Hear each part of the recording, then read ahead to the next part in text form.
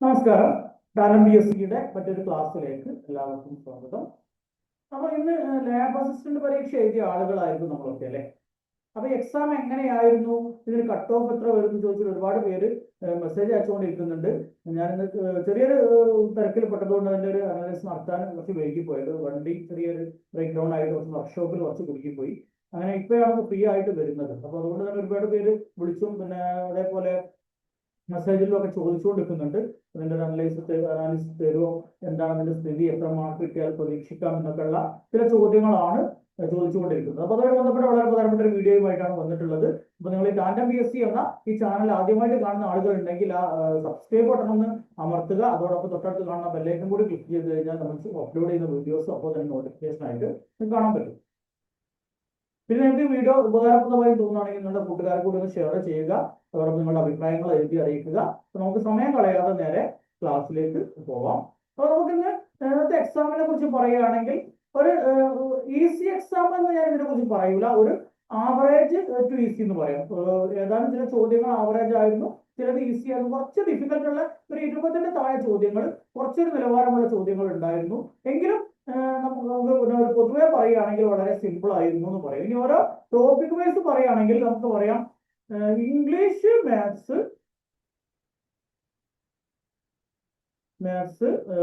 മലയാളം.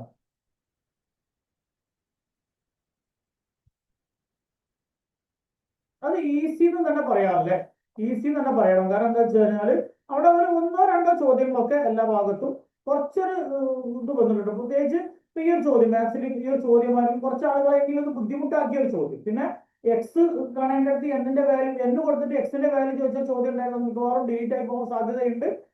ആ ഒരു ക്വസ്റ്റ്യൻ ഉണ്ടായിരുന്നു. പിന്നെ അതേപോലെ മെന്റൽ എബിലിറ്റിയുടെ ഭാഗത്ത് ബയോളജിയിൽ നിന്നൊരു ചോദ്യം വന്നിട്ടുണ്ടായിരുന്നു അല്ലെ. അപ്പൊ ആ ഒരു രണ്ട് മൂന്ന് ചോദ്യങ്ങളുടെ ഒരു പ്രശ്നം ഒഴിച്ചാൽ ബാക്കിയൊക്കെ സിമ്പിൾ ആയിരുന്നു. ടൈം കൺസ്യൂം ചെയ്യുന്ന ചോദ്യങ്ങൾ ഇല്ല എന്ന് തന്നെ പറയാം. മാത്സിന്റെ ഭാഗത്ത് നമ്മുടെ ടൈം കൺസ്യൂം ചെയ്യുന്ന ചോദ്യങ്ങൾ തന്നെ ഇല്ല. അതുകൊണ്ട് തന്നെ ആർക്കും ഇന്ന് എക്സാമിന് ടൈം കിട്ടാത്ത പ്രശ്നം ഉണ്ടായിട്ടുണ്ടാവില്ല. പ്രത്യേകിച്ച് 1.5 മണിക്കൂർ സമയമുണ്ട്. 1.5 മണിക്കൂർ മാത്രമുള്ള ഒരു ക്വസ്റ്റ്യൻ പേപ്പർ ഇല്ലായിരുന്നു ഇതെന്നാണ് എനിക്ക് ഒറ്റക്കൂട്ടത്തിൽ തോന്നിയിട്ടുള്ളത്. നിങ്ങൾക്ക് എങ്ങനെയാണ് നിങ്ങളുടെ അഭിപ്രായം കമന്റ് ചെയ്യുക. തീർച്ചയായിട്ടും ഇതൊരു പിന്നെ 1.25 മണിക്കൂർ കൊണ്ട് തന്നെ തീർക്കാൻ പറ്റുന്ന ഒരു ക്വസ്റ്റ്യൻ പേപ്പർ ആയിരുന്നു. കാരണം നമുക്ക് കൂടുതൽ ടൈം വേണ്ടി വരിക ഒന്ന് മാത്സിനും മറ്റൊന്ന് സ്റ്റേറ്റ്മെന്റ് ക്വസ്റ്റ്യനുമാണ്. ഇതിൽ രണ്ടും നമ്മളെ കുഴക്കാത്ത ചോദ്യങ്ങളായിരുന്നു. ഒന്ന് മാത്സിന്റെ ഭാഗത്ത് നിന്ന് നമുക്ക് കൂടുതൽ ടൈം എടുത്തിട്ട് സ്റ്റെപ്പ് എഴുതിയിട്ട് ചെയ്യേണ്ട ചോദ്യങ്ങളെ ഇല്ല എന്ന് പറയാം. പെട്ടെന്ന് 1-2 സ്റ്റെപ്പിൽ ഉത്തരം കിട്ടുന്ന ചോദ്യങ്ങളൊക്കെ ഉണ്ടായിരുന്നു. അതിൽ വ്യത്യാസമുള്ള ഈ ഒരു ചോദ്യമാണ്. ഇതിപ്പോ ക്യൂബ് റൂട്ട് ആണ്, പിന്നെ ഇതൊരു പിന്നെ പെർഫെക്റ്റ് ക്യൂബ് ആണ് ഒരു നമ്പർ. ആ രീതിയിലുള്ള ഇത് പെട്ടെന്ന് ഒറ്റപ്പെടുത്തി ഉത്തരം കിട്ടാത്ത ഒരു ചോദ്യം എനിക്ക് തോന്നുന്നത് ഇതാണ് മാത്സിന്റെ ഭാഗത്ത്. പിന്നെ അതേപോലെ ഞാൻ നേരത്തെ പറഞ്ഞ ഒന്ന് എന്ത് കറക്റ്റ് എക്സ് ആണെന്നുള്ളത് നമുക്ക് ഊഹിച്ചുകൊണ്ട് ചെയ്തു കഴിഞ്ഞാൽ പെട്ടെന്ന് ആൻസർ കിട്ടുന്ന ചോദ്യം തന്നെയാണ്. കിട്ടാൻ പ്രയാസമൊന്നുമില്ല, പക്ഷെ ക്വസ്റ്റ്യൻ പക്ഷെ ഡിലീറ്റ് ചെയ്തേക്കാം. ആ രീതിയിൽ പിന്നെ മാത്സിന്റെ ഭാഗത്തും വലിയ പ്രശ്നമൊന്നും ഉണ്ടായിരുന്നില്ല. മലയാളവും സിമ്പിളിൽ ഏറ്റവും ചോദിക്കാൻ പറ്റുന്നത് ഏറ്റവും സിമ്പിൾ ചോദ്യമാണ് മലയാളത്തിന്റെ ഭാഗത്തു നിന്നും ചോദിച്ചിട്ടുള്ളത്. അതിൽ ഒരു ക്വസ്റ്റ്യൻ ഡിലീഷന് സാധ്യതയുണ്ട്. നമുക്കറിയാം അതിഥിയും അതേപോലെ മറ്റൊരു ചരിത്രം കൂടി ഉണ്ടായിരുന്നല്ലോ. അതിൽ എന്തായിരുന്നു, വാക്ക് ഓർക്കുന്നില്ല, എന്താ നിരപരാധി അല്ല എന്തൊരു വാക്കുണ്ടായിരുന്നല്ലോ അല്ലെ. അത് രണ്ട് വാക്കുകൾ അതിൽ പിന്നെ കറക്റ്റ് ആയിട്ടുള്ളത് ഉണ്ടായിരുന്നു. അപ്പൊ ആ ക്വസ്റ്റ്യൻ ഡിലീറ്റ് ചെയ്യാൻ സാധ്യതയുണ്ട്.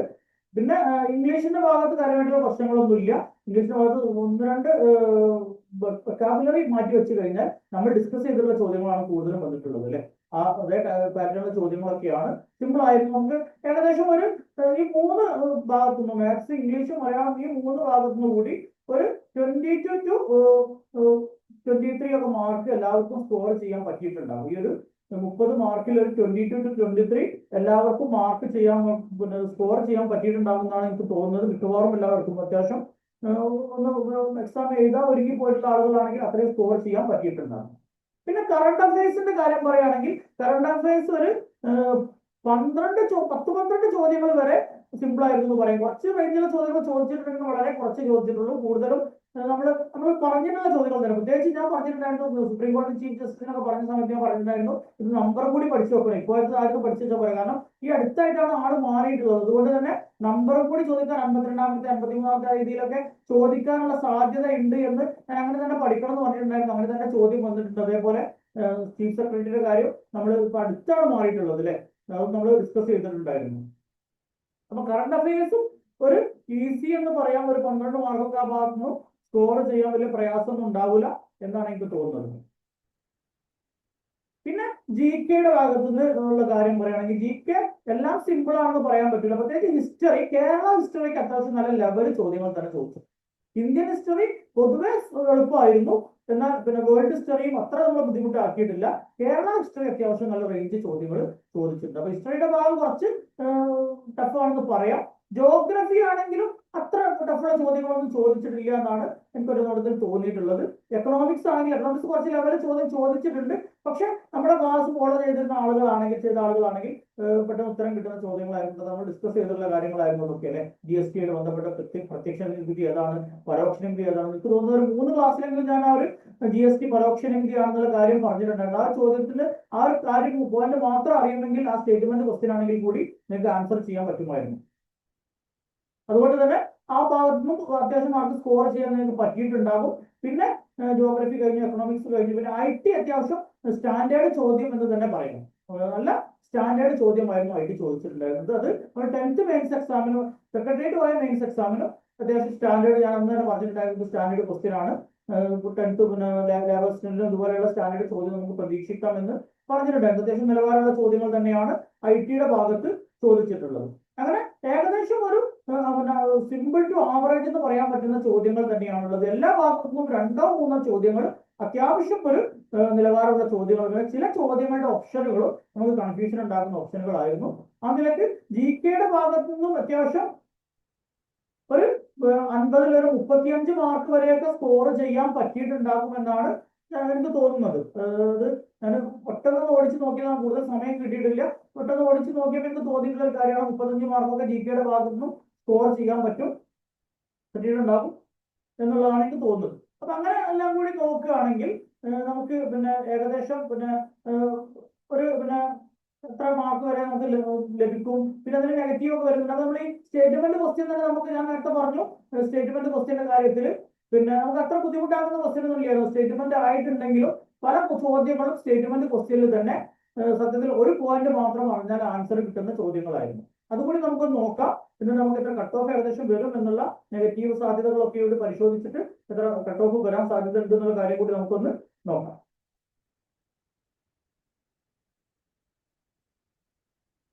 ഇതിപ്പോ ഭരണഘടനയുടെ ഭാഗത്ത് ചോദിച്ചിട്ടുള്ള ഒരു പിന്നെ ക്വസ്റ്റ്യൻ ആണ്, അല്ലെ ഒരു പിന്നെ സ്റ്റേറ്റ്മെന്റ് ക്വസ്റ്റ്യൻ എന്ന് പറയാൻ പറ്റുന്ന ഒരു ക്വസ്റ്റ്യൻ ആണ്. പക്ഷെ അതിൽ ഒരൊറ്റ പോയിന്റ് നിങ്ങൾക്ക് അറിയുകയാണെങ്കിൽ ഇത് സിമ്പിൾ ആയിട്ടുള്ള ആൻസർ ചെയ്യാൻ പറ്റും. അതായത് 91ാം ഭേദഗതി മന്ത്രിസഭയിലെ അംഗങ്ങളുടെ എണ്ണം പരിമിതപ്പെടുത്തുന്നത് സംബന്ധിച്ചിട്ടുള്ളതാണ് എന്ന് അറിയുന്ന ഒരാൾക്ക്, നമ്മളിത് ക്ലാസ് ഡിസ്കസ് ചെയ്തിട്ടുള്ളതാണ്, 2 തവണയെങ്കിലും നമ്മളിത് ഡിസ്കസ് ചെയ്തിട്ടുണ്ട്.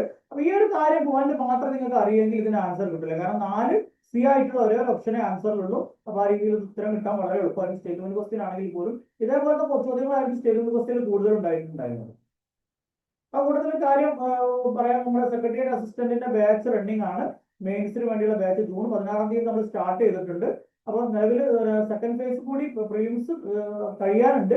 അതുകൊണ്ട് തന്നെ നമ്മളിപ്പോ പേപ്പർ 2-ൽ തന്നെ കോമൺ ആയിട്ട് വരുന്ന ചില ടോപ്പിക്കുകളുണ്ട്. എന്താ പറയുക, കോൺസ്റ്റിറ്റ്യൂഷൻ, അതേപോലെ പിന്നെ ജോഗ്രഫിയുടെ ഭാഗത്തുനിന്ന് കുറച്ച് ഭാഗങ്ങൾ, നമ്മുടെ നാഷണൽ പാർക്സ് അതുമായി ബന്ധപ്പെട്ട അങ്ങനത്തെ കുറച്ച് കാര്യങ്ങൾ, പിന്നെ അതേപോലെ ഗവേണൻസ് എല്ലാ എക്സാമിനും ഉണ്ടാകുന്നതാണ്. ആ ടോപ്പിക്കൊക്കെയാണ് നമ്മളിപ്പോ ഡിസ്കസ് ചെയ്തുകൊണ്ടിരിക്കുന്നത്. അത് കഴിഞ്ഞിട്ട് നമ്മൾ ഈ 28-ാം തീയതിയുടെ സെക്കൻഡ് ഫേസ് കൂടി കഴിഞ്ഞിട്ടാണ് പക്ക ഇതായിട്ടുള്ള എന്താ പറയുക, പക്ക പിന്നെ സ്പെഷ്യൽ ടോപ്പിക് എന്ന് പറയാവുന്ന ഡിസാസ്റ്റർ മാനേജ്മെന്റ്, അതേപോലെ അഡ്മിനിസ്ട്രേഷൻ മാനേജ്മെന്റ് തുടങ്ങിയിട്ടുള്ള അതിൽ കേരള മോഡൽ ഡെവലപ്മെന്റ് ഒക്കെ നമ്മൾ ക്ലാസ് സ്റ്റാർട്ട് ചെയ്യാം. അപ്പൊ അതിന്റെ അഡ്മിഷൻ ആരംഭിച്ചിട്ടുണ്ട്.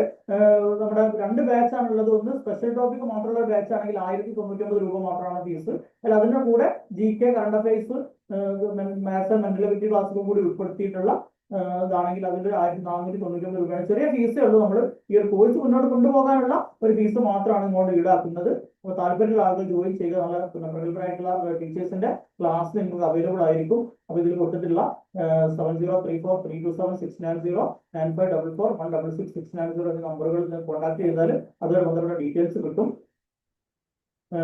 ഡെയിലി നമുക്ക് ലൈവ് ക്ലാസ്സസ് ഉണ്ട്. പിന്നെ ലൈവ് ക്ലാസ്സിന് കയറാൻ പറ്റാത്ത ആളുകൾക്ക് അതിന്റെ റെക്കോർഡഡ് ക്ലാസ്സുകളും അവൈലബിൾ ആയിരിക്കും. അതോടൊപ്പം ഡൗൺലോഡബിൾ ആയിട്ടുള്ള PDF നോട്ട്സ് നിങ്ങൾക്ക് അവൈലബിൾ ആണ്. ക്ലാസ്സിൽ താല്പര്യമുള്ള ആളുകൾ വിളിക്കുക. ഓക്കെ. പിന്നെ നമുക്ക് അതേപോലെ അതുണ്ടായിരുന്ന ഹരിത വിപ്ലവമായി വന്നിട്ടുണ്ട്. ഹരിത വിപ്ലവം നമ്മൾ ഡീറ്റെയിൽ ആയിട്ട് തന്നെ ക്ലാസ് എടുത്തിട്ടുള്ള ടോപ്പിക് ആയിരുന്നില്ല. അപ്പൊ ഈ ഹരിത വിപ്ലവത്തെ കുറിച്ചും ഉള്ള ചോദ്യം സ്റ്റേറ്റ്മെന്റ് ക്വസ്റ്റ്യൻ ആയിരുന്നെങ്കിൽ കൂടി ഒരൊറ്റ പോയിന്റ് നമുക്ക് അറിയുമെങ്കിൽ ഇതിന് ആൻസർ പെട്ടെന്ന് കിട്ടില്ല. അതായത് ഭക്ഷ്യധാന്യ ഉൽപാദനത്തിൽ വിദേശ ആശ്രയത്വം നേടിയെടുക്കുക. സത്യത്തിൽ വിദേശങ്ങളെ ആശ്രയിക്കാതിരിക്കാൻ വേണ്ടിയാണ് ഹരിത വിപ്ലവം. ആ ഒരു പോയിന്റ് അറിയെങ്കിൽ ഇതിന് ആൻസർ കിട്ടും. കാരണം രണ്ട് തെറ്റാണെന്ന് അറിഞ്ഞു കഴിഞ്ഞാൽ തന്നെ രണ്ടില്ലാത്ത ആകെ ഒരു ഓപ്ഷനേ ഉള്ളൂ അല്ലെ. ഓപ്ഷൻ സിയിൽ മാത്രമേ അവിടെ രണ്ടില്ലാത്തതുള്ളൂ. അപ്പൊ രണ്ട് തെറ്റാണെന്ന് അറിഞ്ഞു കഴിഞ്ഞാൽ തന്നെ ഇതിന്റെ ആൻസർ സിമ്പിൾ ആയിട്ട് കിട്ടും. സ്റ്റേറ്റ്മെന്റ് ക്വസ്റ്റ്യൻ ഒക്കെ ഈ ഒരു തരത്തിലുള്ളതാണ് വരുന്നത്. ഇനി നോക്കാം മറ്റൊരു ക്വസ്റ്റ്യൻ നോക്കാം. ഇന്ത്യൻ ആദായ നികുതി നിയമം ഞാൻ നേരത്തെ പറഞ്ഞ പോയിന്റാണ്. 1961 പ്രകാരം കേന്ദ്ര സർക്കാർ പിരിക്കുന്ന പ്രത്യക്ഷ നികുതി ഏതാണ്? ഇതിൽ രണ്ട് തരം കാര്യം നിങ്ങൾക്ക് അറിയെങ്കിൽ നിങ്ങൾക്ക് ആൻസർ കിട്ടും. ഒന്ന് നമ്മുടെ GST അത്രയും ആഴത്തിൽ പഠിപ്പിച്ചിട്ടുള്ള ടോപ്പിക്കാണ്. പിന്നെ ഭരണഘടന പറയുമ്പോഴും എക്കണോമിക്സ് പഠിക്കുമ്പോഴും ഒക്കെ നമ്മൾ പഠിപ്പിച്ചിട്ടുള്ള ടോപ്പിക്കാണ് GST. അപ്പൊ അത് ഏതെങ്കിലും ഒരു ക്ലാസ് നമ്മൾ കേട്ടിട്ടുണ്ടെങ്കിൽ നിങ്ങൾക്ക് ആ ക്വസ്റ്റ്യൻ തെറ്റൂല.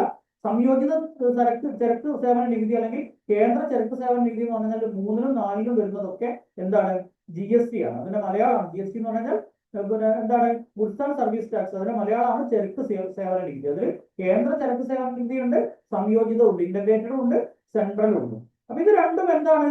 പ്രത്യക്ഷ നികുതി അല്ലല്ലേ, പരോക്ഷ നികുതിയാണ്. നമ്മൾ പിന്നെ MCQ സീരീസ് ചെയ്ത സമയത്ത് അങ്ങനെ തന്നെ തെറ്റിച്ച് തന്നെ കൊടുത്തിട്ടുണ്ടായിരുന്നു. പ്രത്യക്ഷ നികുതിയാണ് GST ഒരു പ്രത്യക്ഷ നികുതിയാണെന്ന് പറഞ്ഞിട്ട് ഓപ്ഷൻ തെറ്റിച്ച് കൊടുത്തിട്ട് തന്നെ നമ്മൾ ഇത് വർക്ക്ഔട്ട് ചെയ്തിട്ടുള്ള ഒരു ക്വസ്റ്റ്യൻ ആണ്. അതാണ് പറഞ്ഞത്. ക്ലാസ് കേട്ട ആളുകൾക്ക് ഒരിക്കലും ഇത് തെറ്റാൻ സാധ്യതയില്ല. അപ്പൊ ചരക്ക് സേവന നികുതി എന്താണ്? പരോക്ഷ നികുതിയാണ്. ആ ഒരു പോയിന്റ് അറിയുകയാണെങ്കിൽ തന്നെ ഇതിന്റെ ആൻസർ ആയില്ലേ. കാരണം 3, 4 തെറ്റാണെന്ന് പറയും. 4 തെറ്റാണെന്ന് മനസ്സിലായാൽ തന്നെ ഇതിൽ 4 ഇല്ലാത്ത ഒരേ ഒരു ഓപ്ഷനേ ഉള്ളൂ അല്ലെ. ഓപ്ഷൻ എയിൽ 4 ഉണ്ട്, ഓപ്ഷൻ ബിയിലും 4 ഉണ്ട്, സിയിലും 4 ഉണ്ട്. അപ്പൊ 4 ഇല്ലാത്ത ഒരൊറ്റ ഓപ്ഷനേ ഉള്ളൂ ഡി. പിന്നെ നമുക്കറിയാം 1961 എന്ത് വരുന്നത്? നിയമപ്രകാരം എന്നാണ് ചോദിച്ചത്. GST വന്നത് നമുക്കറിയാം ഈ 2017 2016 ഭരണഘടനാ ഭേദഗതി വന്നു. 2017 പ്രാബല്യത്തിൽ വന്നിട്ടുള്ളത്. അപ്പൊ ഈ രണ്ടിൽ ഏതെങ്കിലും ഒരു പോയിന്റ് നിങ്ങൾക്ക് അറിയുന്നതാണെങ്കിൽ തീർച്ചയായിട്ടും ഇതിന് ആൻസർ കിട്ടും. സ്റ്റേറ്റ്മെന്റ് ക്വസ്റ്റ്യൻ ആണെങ്കിലും അത്ര ഒരു പ്രയാസമുള്ള ചോദ്യമായിരുന്നില്ല ഇത്. അപ്പൊ അത്രയും സിമ്പിൾ ആയിട്ടാണ് നമ്മൾ ഈ ഒരു ക്വസ്റ്റ്യൻ സ്റ്റേറ്റ്മെന്റ് ക്വസ്റ്റ്യൻ ഒക്കെ തന്നിട്ടുള്ളത്. അതുകൊണ്ട് തന്നെ സമയമില്ലാത്തൊരു പരാതി ആർക്കും ഇന്നത്തെ എക്സാമിൽ ഉണ്ടാവില്ല എന്നാണ് എനിക്ക് തോന്നുന്നത്. ഇനി കട്ട് ഓഫ് സാധ്യതയാണ്. ഇതൊരു ജില്ലാതലത്തിലുള്ള എക്സാം ആണെന്ന് നമുക്കറിയാം. അതുകൊണ്ട് തന്നെ ഒരു കട്ട് ഓഫ് കൃത്യമായിട്ട് പ്രഡിക്റ്റ് ചെയ്യാൻ കഴിയില്ല. എങ്കിലും നമ്മൾ തുടക്കത്തിൽ പറഞ്ഞതുപോലെ ഈ ഭാഗത്തു നിന്നൊക്കെ ഈ രീതിയിലൊക്കെ നിങ്ങൾക്ക് മാർക്ക് സ്കോർ ചെയ്യാൻ പറ്റുകയാണെങ്കിൽ തന്നെ അതിൽ പിന്നെ കുറച്ചൊക്കെ നെഗറ്റീവുകൾ, കാരണം കൺഫ്യൂഷൻ ഉണ്ടാക്കുന്ന കുറച്ച് ഓപ്ഷനുകൾ വന്നിട്ടുണ്ട്. അതുകൊണ്ട് തന്നെ ഇത്രയും മാർക്ക് സ്കോർ ചെയ്യാൻ പറ്റിയ ആളുകൾക്ക് തന്നെ ചില നെഗറ്റീവുകളൊക്കെ സംഭവിക്കാനൊക്കെ സാധ്യതയുണ്ട്. അതൊക്കെ പരിഗണിച്ചുകൊണ്ട് ജില്ലാടിസ്ഥാനത്തിലുള്ള ലിസ്റ്റാണ്. കുറച്ചുകൂടി സെക്രട്ടേറിയറ്റുമായിട്ട് അത്ര തന്നെ നിയമനം നടക്കൂല എങ്കിലും ജില്ലാ തലത്തിലായതുകൊണ്ട് തന്നെ ചില ജില്ലകളിൽ കുറച്ചുകൂടി കട്ട് ഓഫ് താഴാൻ സാധ്യതയുണ്ട്, ചില ജില്ലകളിൽ കുറച്ച് കൂടാനൊക്കെ സാധ്യതയുണ്ട്. അതെല്ലാം പരിഗണിച്ചുകൊണ്ട് അപ്പൊ എന്റെ ഒരു അഭിപ്രായത്തിൽ ഒരു 70 ±5 ആയിരിക്കും ഇതിന്റെ ഒരു കട്ട് ഓഫ് ഞാൻ പ്രതീക്ഷിക്കുന്നത്. എന്റെ ഒരു പ്രതീക്ഷ മാത്രമാണ്. ഇതിൽ നിങ്ങൾക്ക് നെഗറ്റീവ് കമന്റുകൾ ആർക്കും പിന്നെ ഇടുന്നതിന് വിരോധമൊന്നുമില്ല. പക്ഷെ ഒരു നല്ല രീതിയിലുള്ള ഒരു എന്താ പറയാ ആരോഗ്യകരമായ രീതിയിലുള്ള ചർച്ചകളൊക്കെ നമുക്ക് ഒരു പ്രശ്നമില്ല. പക്ഷെ ചില ആളുകൾക്ക് ഉണ്ടാവും ഇത് എന്താ മണ്ടത്തരം പറയുന്നതെന്നൊക്കെ ചോദിച്ചിട്ട് സ്ഥിരമായിട്ട് കമന്റ് ഇടുന്ന ആളുകളുണ്ട്. അത് എന്താണെന്നറിയില്ല. ചിലപ്പോൾ ഒരു വിഷമം കൊണ്ടായിരിക്കും. ചിലപ്പോൾ ഇത്രയും മാർക്ക് കിട്ടാത്തവർക്ക് സങ്കടം ഉണ്ടാവും. ചിലപ്പോൾ ഇതിൽ കൂടുതൽ മാർക്ക് കിട്ടി എബോവ് ആവറേജ് ഒക്കെ ഉണ്ടാവും. അവർക്കൊക്കെ സങ്കടം ഉണ്ടാവും. അതുകൊണ്ട് അവരായിരിക്കും ഇത്തരം കമന്റുകൾ ഇടുന്നത്. പക്ഷെ ഇത് എന്റെ അഭിപ്രായത്തിൽ ഇതായിരിക്കും നമ്മുടെ ഒരു ജില്ലാ തലത്തിലുള്ള കട്ട് ഓഫ് എന്ന് പറയുന്നത്. 7 ± 5, അതായത് 65 to 75 ആ റേഞ്ചിൽ. ഇനി ചില ജില്ലകളിൽ 65-നേക്കാൾ താഴേക്ക് പോകുന്ന ആളുകളും അത്ഭുതപ്പെടാനില്ല. അത് ആ രീതിയിൽ ആയിരിക്കും ഉണ്ടാവും. ഏകദേശം ഒരു 70 അറൗണ്ട് ആയിരിക്കും ഇതിന്റെ കട്ട് ഓഫ് വരും. എല്ലാ കാര്യങ്ങളും ഡീറ്റെയിൽ ആയിട്ടൊന്നും എനിക്ക് ക്വസ്റ്റ്യൻ അനലൈസ് ചെയ്യാൻ പറ്റിയിട്ടില്ല. എങ്കിലും എന്റെ ഒരു ഒറ്റനോട്ടത്തിൽ എനിക്ക് തോന്നിയിട്ടുള്ള ഒരു കാര്യം ഇതാണ്. അപ്പൊ ഇതിൽ വ്യത്യാസങ്ങൾ ഉണ്ടാകാം, അഭിപ്രായ വ്യത്യാസങ്ങൾ ഉണ്ടാകും. നിങ്ങൾക്ക് നിങ്ങളുടെ അഭിപ്രായങ്ങളൊക്കെ ഇതിന്റെ അടിയിൽ കമന്റ് ആയിട്ട് രേഖപ്പെടുത്താം. നല്ല രീതിയിൽ തന്നെ കമന്റ് ആയിട്ട് രേഖപ്പെടുത്തുന്നതുകൊണ്ട് ഒരു വിരോധമില്ല. അപ്പോൾ നല്ലൊരു വീഡിയോയുമായിട്ട് വീണ്ടും കാണുന്നത് വരെ